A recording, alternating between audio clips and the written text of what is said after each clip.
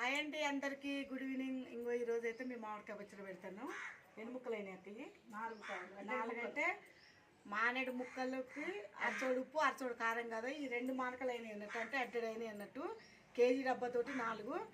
ఇగో అర కేజీ ఎల్లిపాయలు ఎంత ఎత్తే అంత టేస్ట్ బాగుంటుంది. మరిన్ని వేసిన. ఇక ఇదేమో మెంతి పిండి 50 గ్రాములు, ఇది ఒక 50 గ్రాములు జీలకర్ర పిండి, ఇది ఒక 100 గ్రాములు ఆవు పిండి. ఇవి కూడా ఎంత పోతే అంత టేస్ట్ బాగుంటుంది. ఎప్పుడైనా నేనైతే ఎక్కువ పోతా, తక్కువ అయితే పోయాను చెప్పక్క. ఉప్పు ఎన్ని పోసిన కూడా తక్కువ పోసిన. కారం కూడా మానేడు ముక్కలకి దీనెడు ఉప్పు దీనెడు కారం పోతే కరెక్ట్గా సరిపోద్ది. ఇక మళ్ళీ మనం పోయిన అవసరం లేదు. కాకపోతే నేనైతే కొంచెం తక్కువ పోపించిన, మనం చూసుకొని తర్వాత పోసుకోవచ్చు అని. ఫస్ట్ ఇవన్నీ పోసి ముక్కలు కట్ చేసేట ఆవు పిండి, ఇది మెంతి పిండి కూడా మొత్తం పోయక్క.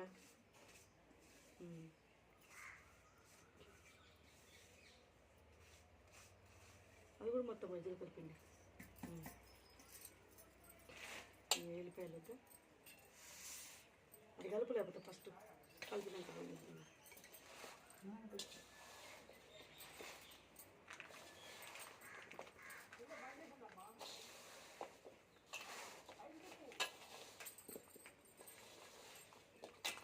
కారం కూడా మెత్తగా పట్టింది.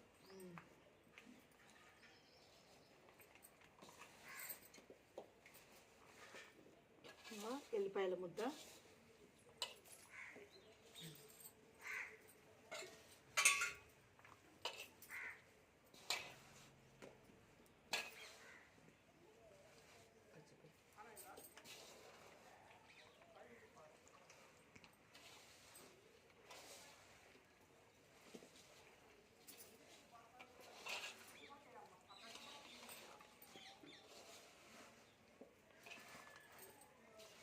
మళ్ళీ వాళ్ళు వేసే వస్తువులు కరెక్ట్గా మరిన్ని వేస్తే చాలా టేస్ట్ ఉంటుంది. ఎందుకంటే మనం తక్కువ వేస్తే ఏదైనా రుచి తక్కువ. ఎల్లిపాయలతోటి రుచి, ఎల్లిపాయలు, జీలకర్ర, మెంతిపిండి, ఆవు పిండి అవన్నీ కరెక్ట్గా వేయాలి. అవి వేస్తేనే చాలా బాగుంటుంది. మంచిగా పచ్చడి కూడా ఎక్కువ రోజు నిలువ ఉంటుంది, ఖరాబ్ కాకుండా ఉంటుంది. కొంచెం పోయినాక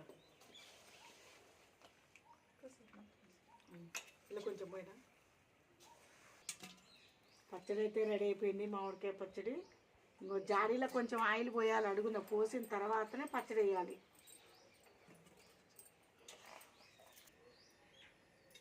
ఇంకో ఫైనల్గా అయితే మనం పచ్చడి అంతా జాడీలో పెట్టాక ఇట్లా పైన కొంచెం ఆయిల్ పోయాలి. ఆయిల్ పోతే మొత్తం రేపటికల్లా నీరు అనేది దిగి మంచిగా ఉంటుంది అన్నట్టు.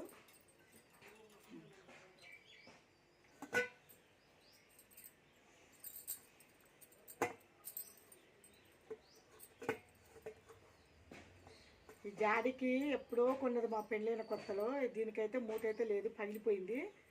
అందుకనే చిన్న ప్లేట్ పెట్టి ఒక క్లాత్ అయితే కడుతున్నా.